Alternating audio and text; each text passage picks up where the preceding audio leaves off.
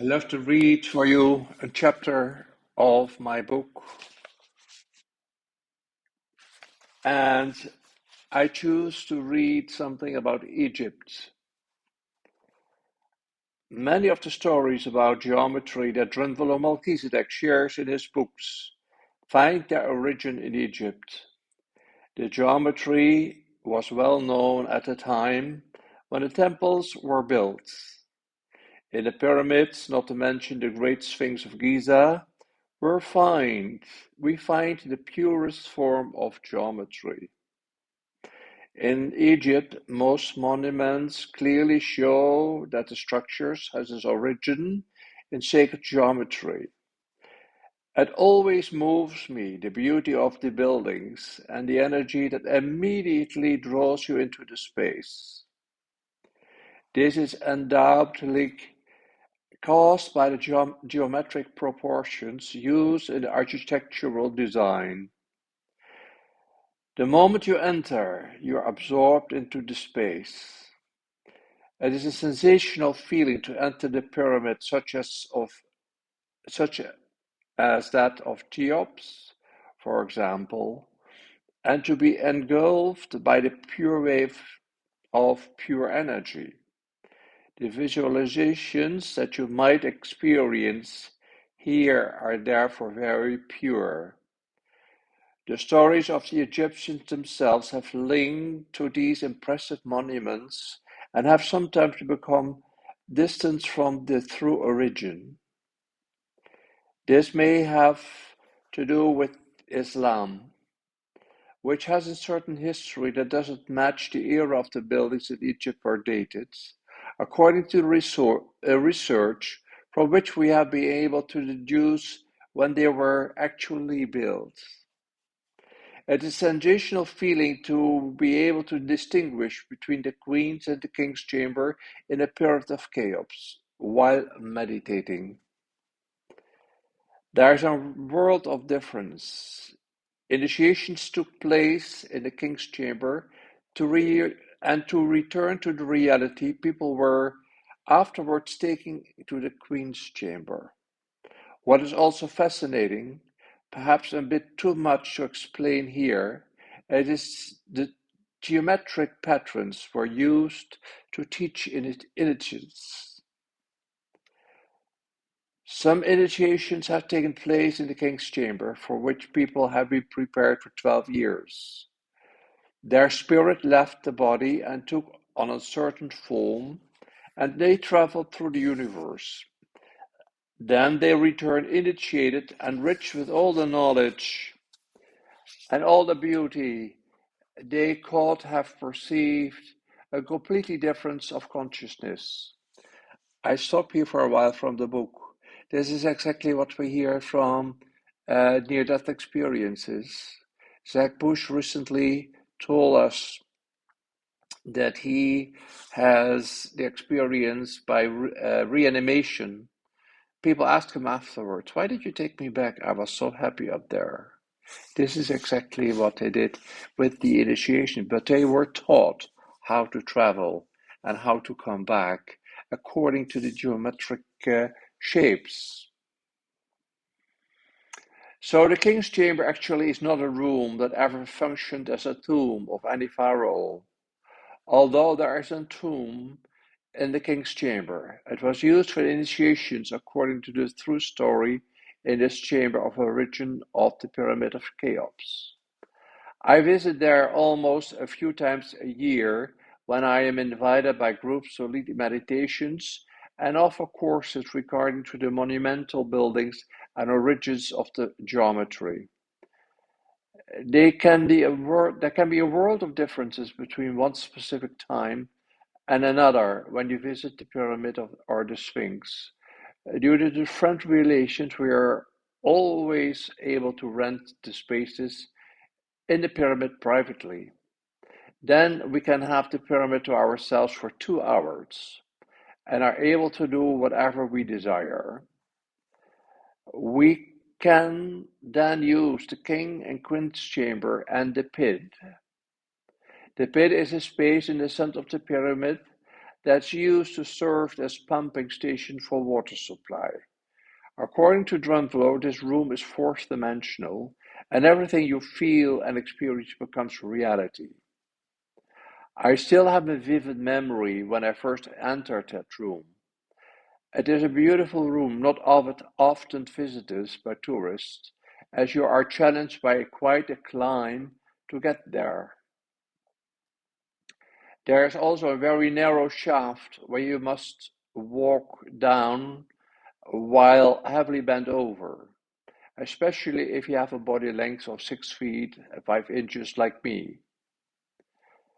It is worth it though. For me, it is energetically the most striking room in the pyramid. What I also find is extraordinary is that we visit the Sphinx privately.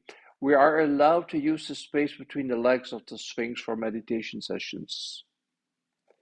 What I do when I take the group in a group there is instruct them to descend to the halls of Amenti using their consciousness. These halls or rooms are located under the legs of the Sphinx, about 1,000 kilometers underground.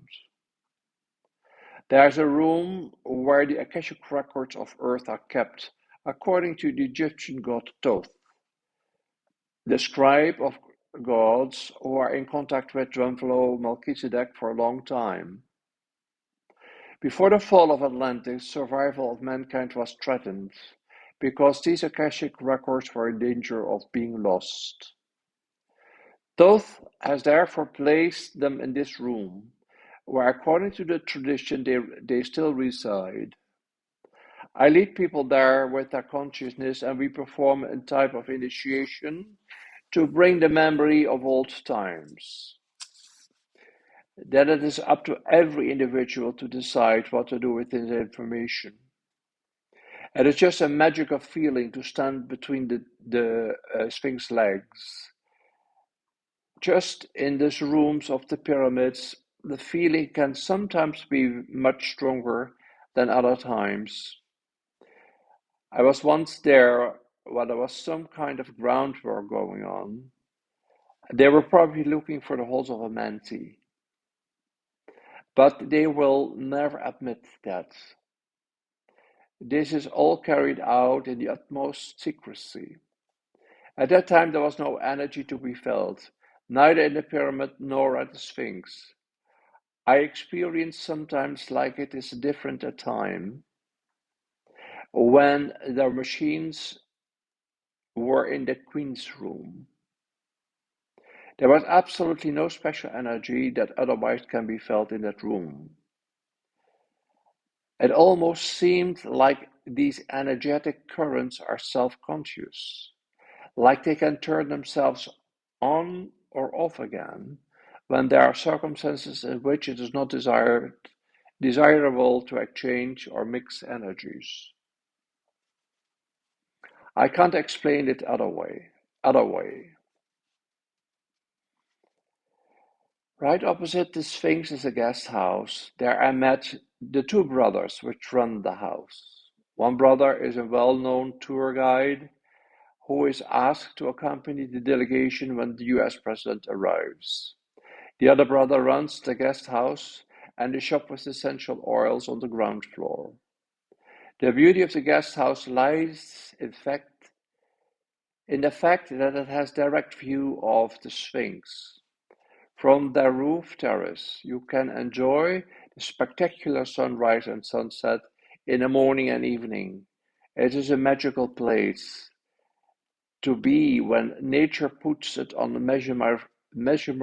mesmerizing light show.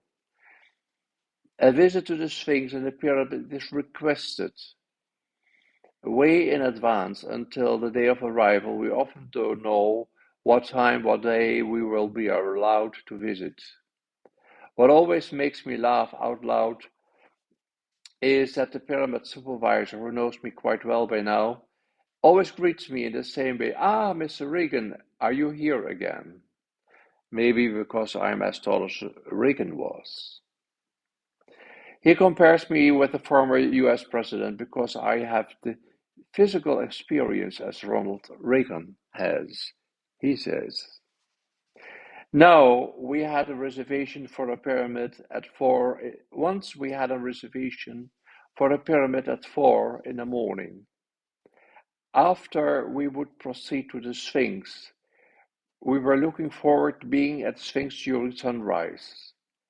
Then the appointment was cancelled last minute because 5 presidents of various countries wanted to go to the pyramid at that specific time. What they planned to do and what they did remains a secret till this very day. In any case, I find it most remarkable that 5 presidents of different countries come together to visit the pyramid. Maybe they wanted to use the magical power of the building. Who knows?